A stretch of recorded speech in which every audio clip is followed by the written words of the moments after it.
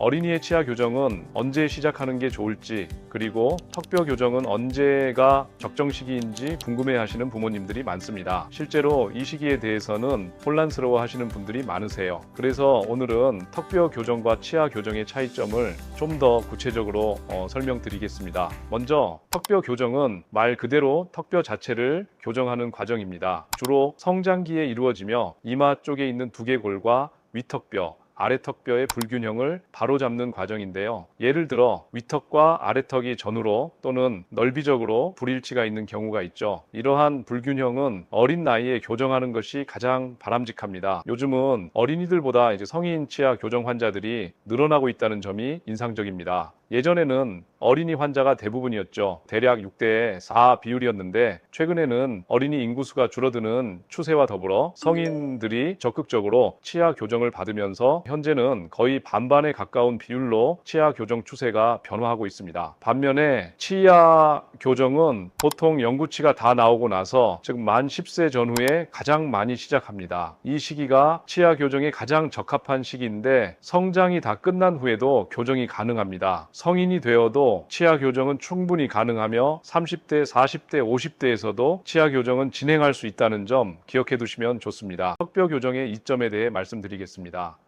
턱뼈 교정은 단순히 미용적인 효과만을 목표로 하는 것이 아닙니다. 중요한 건 바로 호흡입니다. 예를 들어 어린 시절 코로 제대로 호흡하지 못했던 경우 위턱뼈가 제대로 자라지 않아서 호흡기계에 문제가 생길 수 있습니다. 그러면 숨길이 좁아지고 결국 입을 벌리고 호흡을 하게 되죠. 이렇게 되면 산소 공급이 부족해지고 체내 산소 농도가 낮아지는 큰 문제로 이어질 수 있습니다. 특히 어린 아이들에게 이런 문제가 발생할 수 있기 때문에 턱뼈 교정을 통해 호흡기 건강을 바로잡는 것이 매우 중요합니다. 이런 문제를 부모님들이 어떻게 알 수 있을까요? 간단합니다. 아이가 잠잘 때 입을 벌리고 자거나 평소에 입을 벌리고 숨을 쉬는 모습을 보이면 이는 코로 호흡이 제대로 되지 않고 있다는 신호일 수 있습니다. 이런 습관이 계속된다면 빠르게 턱뼈 교정을 고려할 필요가 있습니다. 그럼 위턱과 아래턱 교정의 차이점에 대해 설명드리겠습니다. 아래턱은 유전적인 영향을 많이 받아서